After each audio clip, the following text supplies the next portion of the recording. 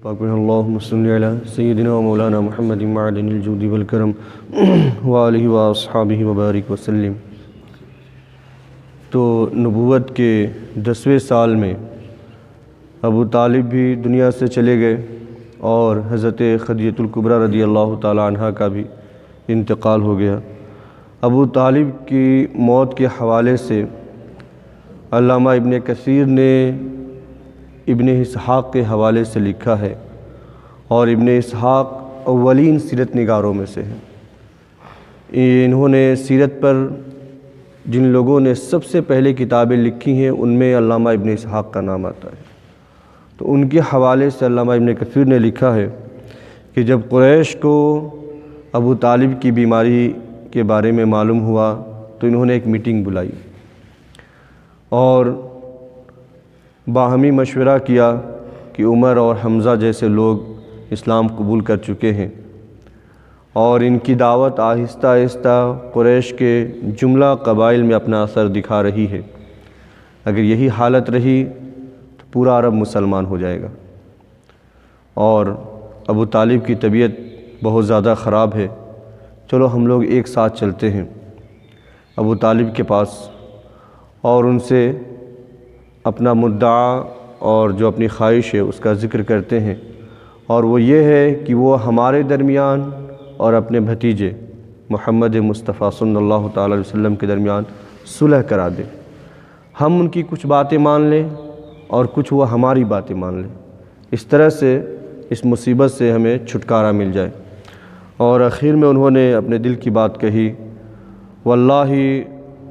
فإنا واللہ ما نأمن أن نبتزنا امرنا، کہ ورنہ ہمیں اندیشہ ہے کہ ہمیں پورے عرب سے ختم کر کے چھوڑیں گے، اس لیے چلو آج ہم جو ہے اس بات پر صلح کر لیتے ہیں کہ کچھ وہ ہماری باتیں مان لیں، کچھ ہم ان کی باتیں مان لیتے ہیں۔ تو یہ سب لوگ وہاں سے اٹھے اور ابو طالب کے ہاں گئے، اور ان میں عتبہ بن ربیعہ، شیبہ بن ربیعہ، ابو جہل بن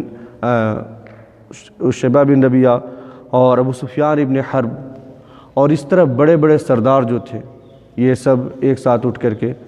اور جن میں ابو جہل بھی تھا، یہ لوگ گئے ابو طالب کے پاس، دوسرے اور بھی بہت سے لوگ تھے۔ ابو طالب کے پاس پہنچنے کے بعد انہوں نے کہا کہ آج ہم آپ کے پاس اپنی ایک بات لے کر کے آئے ہیں اور صلح و مشورے کے لیے آپ کے پاس ہم لوگ حاضر ہوئے ہیں، اور ہماری بات یہ ہے کہ آپ کی جو حالت ہے وہ ہم لوگ دیکھ رہے ہیں، طرح طرح کے اندیشوں میں مبتلا ہے کہ کہیں آپ کو کچھ ہو نہ جائے، اور آپ کی جو قدر و منزلت ہے ہمارے دلوں میں وہ آپ جانتے ہیں، آپ ہمارے سردار ہیں یہاں پر مکہ میں، اور آپ کے اور آپ کے بھتیجے کے درمیان جو ہمارا جھگڑا اور لڑائی ہے اس سے بھی آپ بخوبی واقف ہیں۔ اب ہم چاہتے ہیں کہ ہمارے اور آپ کے بھتیجے کے درمیان صلح ہو جائے، ہم ان کی کچھ باتیں مان لیں اور وہ کچھ ہماری باتیں مان لیں، آپ اس بات کا حکم دیں، انہیں بھی حکم دیں کہ وہ ہماری کچھ باتیں مانیں، ہمیں بھی حکم دیں کہ ہم ان کی کچھ باتیں مان لیں، اور وہ ہمیں ہمارے حال پہ چھوڑ دیں، ہمارے عقیدے پر چھوڑ دیں، ہم ان کو ان کے حال پر، ان کے عقیدے پر، ان کے نظریات اور ان کے دین پر چھوڑ دیتے ہیں، ہم آپس میں ایک دوسرے سے لڑائی اور جھگڑا نہیں کریں گے۔ تو ابو طالب نے ایک شخص کو اللہ کے رسول صلی اللہ تعالی وسلم کو بلانے کے لیے بھیجا، اور حضور علیہ الصلوۃ والسلام تشریف لے آئے تو ابو طالب نے کہا کہ بھتیجے، یا آپ کی قوم کے سردار ہیں اور آپ کے ساتھ صلح کرنے کے لیے جمع ہوئے ہیں، اور ان کا جو پرپوزل ہے وہ یہ ہے کہ کچھ دو اور کچھ لو، یعنی کچھ آپ ہماری باتیں مان لو، کچھ ہم آپ کی باتیں مان لیتے ہیں، اور پھر باقی کی جو زندگی ہے وہ صلح و آشتی کے ساتھ اور سکون کے ساتھ گزارتے ہیں۔ تو اللہ کے رسول صلی اللہ تعالی وسلم نے بڑا ہی پیارا جواب دیا اور ارشاد فرمایا، چچا آپ ان سے کہیں یہ صرف میری ایک بات مان لیں، یہ سارے عرب کا مالک بن جائیں گے، اور عرب کے علاوہ پوری دنیا جو ہے عجم ہے وہ ان کی رعایا بن جائے گی، تو یہ صرف میری ایک بات مان لیں۔ تو ابو جہل نے جھٹ سے کہا، نعم و ابی کا وعشرہ کلمات، ہاں ہاں بتاؤ، خدا کی قسم، تمہارے باپ کی قسم، ایسی ایک نہیں 10 باتیں بھی بتاؤ گے تو ہم ماننے کے لیے تیار ہیں کہ پورا عرب پورے عرب کے ہم مالک بن جائیں اور پورا عجب جو ہے وہ ہمارا رعایا بن جائے، ہم ان کے بادشاہ بن جائیں، بتاؤ ایسی کون سی بات ہے۔ تو اللہ کے رسول صلی اللہ تعالی وسلم نے ارشاد فرمایا، قولوا لا الہ الا اللہ وتخلؤون ما تعبدون من دونہ، کہ تم لا الہ الا اللہ پڑھ لو اور اللہ کے علاوہ جن بتوں کی تم پوجا کرتے ہو ان کو اٹھا کر کے پرے پھینک دو، صرف ایک بات میری مان لو، تم پورے عرب کے مالک بن جاؤ گے، سارا عجم جو ہے وہ تمہاری رعایا میں تمہارا رعایا بن جائے گا اور تم ان کے بادشاہ بن جاؤ گے۔